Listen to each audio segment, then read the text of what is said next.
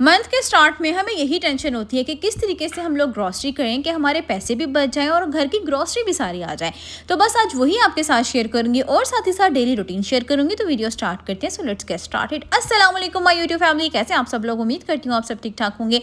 मैं भी अल्हम्दुलिल्लाह बिल्कुल ठीक ठाक हूँ। तो यहाँ पे जी व्लॉग सुबह मॉर्निंग से स्टार्ट हुआ था। रात को ही ना मेरा बहुत दिल था जी ये पराठे खाने के, जैसे तंदूरी पराठे होते हैं ना वो, लेकिन मैंने सोचा था मैंने घर पर ही ट्राई करने के कैसे बनेंगे ओवन में बना के।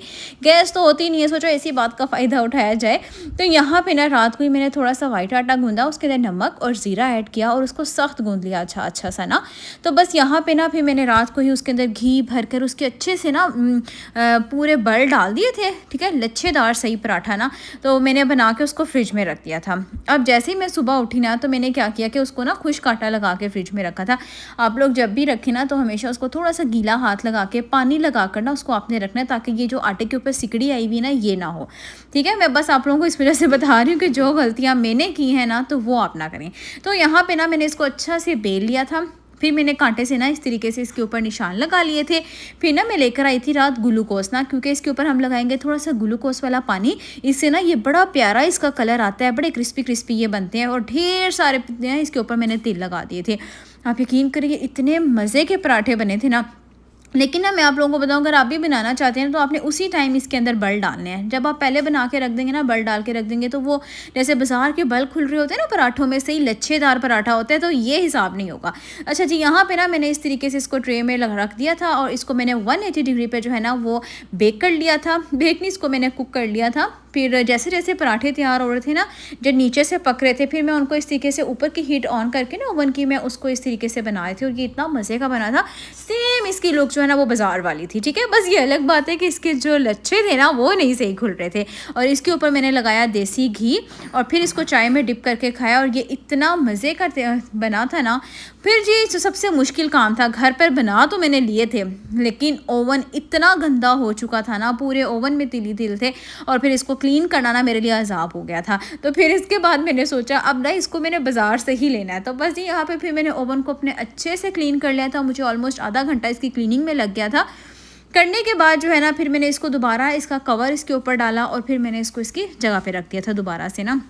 अच्छा जी, अब मैं आप लोगों को बताती हूँ ग्रॉसरी करने का तरीका, क्योंकि हम लोग ना इतने ज़्यादा परेशान हो रहे होते हैं कि एक तो ग्रॉसरी महंगी इतनी ज़्यादा आ जाती है और महंगी आ जाए तो मंथ के एंड में हमारे पास कुछ पैसे नहीं बचते हैं। तो आज मैं आप लोगों को बताऊँगी कि किस तरह से मैं ग्रॉसरी करती हूँ ना।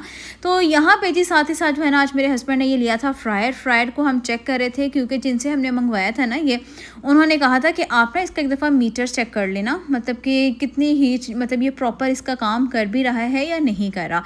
देन हमने इसको आज चेक किया था तो अल्हम्दुलिल्लाह ये बहुत अच्छा काम कर रहा था, क्योंकि उन्होंने बोला था कि 10 डेज़ रिटर्न है, आप इसको हमें वापस रिटर्न कर सकते हैं। बहुत अच्छे इसके अंदर फ्राई हुए थे। मैं आप लोगों को यही कहूँगी अगर आप फ्रायर लेना चाहते हैं ना तो लाजमी लें, थोड़ी सी सेविंग करके। बहुत अच्छी इन्वेस्टमेंट है ये, बड़ी अच्छी चीज़ इसके अंदर फ्राई हो जाती है। देन ये बड़े अच्छे क्रिस्पी फ्राई हो गए थे, जैसे KFC के होते हैं ना, एकदम परफेक्ट वही थे। तो बस जी यहाँ पे मैंने चूल्हे को भी, इलेक्ट्रिक चूल्हे को भी अच्छे से साफ़ कर लिया। आज मुझे खाने में समझ भी नहीं आ रही थी कि क्या बनाना है, तो बस आज मैं लेकर आई थी करेले। और जिस रेसिपी से आज मैं बनाऊंगी ना, आप लोग लाजमी ट्राई करना, बिल्कुल भी कड़वे नहीं बनते हैं, इससे ना बच्चे भी बड़े खुश होकर खाते हैं। यहाँ पे ना आजकल इसी तरह से करेले आ रहे हैं, तो देसी करेला बिल्कुल भी नहीं आया हुआ ना हमारे इधर। तो यहाँ पे ना इसको मैंने अच्छे से छील करना ऊपर से। वैसे तो मैं छुरी से कर लेती थी, लेकिन आज मैंने इसको ना पिलर की हेल्प से इस तरीके से थोड़ा सा छील लिया था। और इसके जब मैंने बीज निकालने होते हैं ना, तो उसके लिए ना मैं स्पून का यूज़ करती हूँ। पहले तो हम अपने थंब से इसको निकाल रहे होते थे और वो इतना दर्द करता था अंगूठा, बाद में जब इसके बीज निकालने होते थे तो फिर अब जो है ना मैं स्पून से निकालती हूँ, इतनी ज़्यादा आसानी हो जाती है ना। तो बस यहाँ पे मैंने इसके अंदर से बीज भी निकाले थे और इनको कट करके ना, इनको नमक लगा के, ढेर सारा नमक लगा के ना फिर मैंने इनको रख दिया था। क्योंकि जब आप करेलों पर ढेर सारा नमक लगा के इसको फिर कुक करते हैं ना, उसको आफ्टर वॉश, क्योंकि जब हम लोग नमक लगा हुआ कुक कर देंगे ना तो ज़ाहिर सी बात है वो आपकी हांडी में नमक बहुत ज़्यादा तेज़ हो जाएगा। तो यहाँ पर ना मैंने करेलों को इस तरीके से कटिंग कर लिया था और इसको ढेर सारा नमक लगा के रख दिया था। फिर इसकी ना कड़वाहट ख़त्म हो जाती है। फिर आपने इसको अच्छे तरीके से वॉश करना है, ठीक है, ताकि इसका नमक जो है ना वो निकल जाए। लेकिन फिर भी जब आप लोग इसके अंदर नमक मिर्चें ऐड करेंगे ना, आपने नमक नहीं ऐड करना, बिल्कुल थोड़ा सा आपने ऐड करना है, क्योंकि फिर भी नमक जो है ना इसमें से निकलता है। देन इसको मैंने अच्छे से कर लिया था। और मेरी वो बहनें जो करेले बनाती हैं और बहुत ज़्यादा कड़वे बनते हैं ना, तो बस आपने उसको ढेर सारा नमक लगा के 2 घंटे पहले ही रख देना है। और लास्ट में ना आपने करेलों के दही लास्ट में ऐड करनी है, फिर आपके करेले कभी भी कड़वे नहीं बनेंगे। देन यहाँ पे इसके अंदर जो मैंने प्याज ऐड करना था वो भी छील लिया था। अच्छा जी, यहाँ पे जी जब भी मैंने ग्रॉसरी करनी होती है ना, तो सबसे पहले मंथ के स्टार्ट में ही मैं कोई जाती हूँ, 2 तारीख को या 3 तारीख को ना हम लोग ग्रॉसरी करने जाते हैं।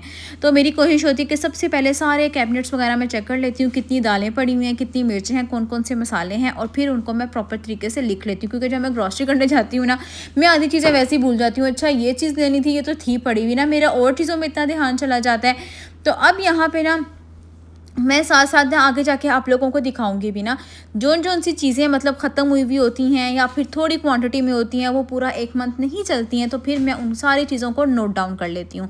और या फिर जो चीज़ें थोड़ी क्वांटिटी में भी होती हैं, तो मेरी यही कहना होता है कि मैं यही इस चीज़ को मानती हूँ कि चीज़ के अंदर जब चीज़ डल जाती है ना, तो उस चीज़ में ऑटोमेटिकली बरकत हो जाती है, मुझे ऐसा फ़ील होता है। तो बस यहाँ पे ना अब मैंने जितनी भी चीज़ें लेनी थी ना, हर चीज़ को मैंने काउंट कर लिया था और उनको जो है ना मैंने प्रॉपर लिस्ट बना ली थी। यकीन करें, लिस्ट बनाने का इतना फ़ायदा होता है ना, एक तो आप भूलते नहीं है कोई चीज़ और प्रॉपरली वो लिखी जाती है। और जब आप चीज़ें लिख लेते हैं ना, तो यकीन करें आप वही चीज़ फिर लेकर आते हैं, आप अपनी लिस्ट को चेक कर लिया करें।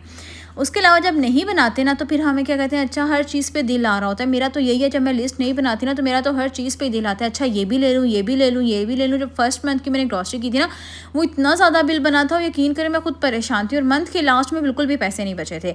तब मैंने फिर सोचा, नहीं यार ये तो तरीका गलत है, हमें थोड़ी सी सेविंग भी करनी चाहिए। तो इसके लिए जो है ना, मैंने सबसे पहले लिस्ट बनाना स्टार्ट की। पहले मैं अपने कैबिनेट्स वगैरह सारे चेक कर लेती हूँ, आगे जाके चेक भी करूँगी मैं। जितने भी कैबिनेट्स हैं उनको हम चेक कर लेते हैं, और फिर ना मैं उसकी आराम सुकून से बैठ के, आपने भी ना आराम सुकून से बैठ के जो है ना वो लिस्ट बनानी है, हबड़ा दबड़ी में लिस्ट नहीं बनानी है, ठीक है। फिर आप देखिएगा कि आपके ग्रॉसरी में कितना फ़र्क आएगा। और उसके अलावा आपने अपनी नीड्स को सेपरेट लिखना है, आपकी जो विशेज़ हैं, आपकी जो मतलब आप लोग कहते हैं शौकिया जो चीज़ें ख़रीदनी हैं, उनको आपने सेपरेट रखना है कि अगर आप लोगों के पास पैसे बचते हैं, देन आप उसमें से वो हाफ़ चीज़ें ले लें। आप देखिएगा कि आपको कितना ज़्यादा फ़र्क पड़ेगा। यहाँ पे मैं चेक कर रही थी कि कौन-कौन सी चीज़ें आएँगी, कौन-कौन सी चीज़ें नहीं आएँगी। यहाँ पे ना मैं हमेशा जब भी मंथ के स्टार्ट में ग्रॉसरी करती हूँ ना, जो दूध का कॉटन है ये लाज़मी लेती हूँ, क्योंकि बच्चों को ना मेरे ऑलपर्स का बहुत ज़्यादा मिल्क पसंद है। खुला दूध मैं बहुत कम लेती हूँ, ज़्यादातर ना हमारे घर ऑलपर्स ही यूज़ होता है। तो बस यहाँ पे मैंने 2 ही मतलब 4 ही पीसेस बचे थे, कि वो भी मैंने निकाल दिए थे। कॉटन मैंने अपने कैबिनेट में से निकाल दिया था। उसके अलावा सारी दालें भी मैंने चेक कर ली थी, हर चीज़ नोट डाउन कर ली थी। तो बस यहाँ पे नोट डाउन करने के बाद जी अब मैं गई थी सबसे पहले मार्केट। मैं कुछ लेकर आई थी कवर्स वगैरह, क्योंकि मुझे फ्रायर का अपने कवर लेना था, कुछ ओवन के कवर्स लेने थे। ये मैंने लिए थे संडे मार्केट से, बहुत अच्छे और बहुत रीज़नेबल मिल जाते हैं। तो बस उनको मैंने अच्छे से प्रेस किया। फ्रायर ना काफ़ी बड़ा था, तो उसके साइज़ का ना मुझे कवर नहीं मिल रहा था। जो मिल रहा था ना वो बहुत ज़्यादा एक्सपेंसिव भी था, और मुझे ना थोड़े से हल्के से एम्ब्रॉयडरी वाले और वाइट से कलर में ना, वाइट शेड में मुझे अच्छे लगते हैं। तो मैंने वहाँ से 3 परचेज़ किए थे, आगे जाके मैं आप लोगों को दिखाती भी हूँ।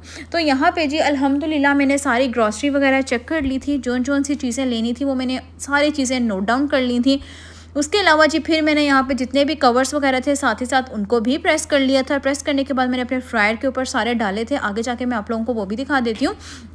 उसके अलावा अगर जी आप लोग किस तरह से ग्रॉसरी करते हैं, आप लोगों ने मुझे कमेंट बॉक्स में लाज़मी बताना है, ठीक है, ताकि कोई टिप्स मुझे नहीं पता वो आप लोगों से मैं सीख सकूं।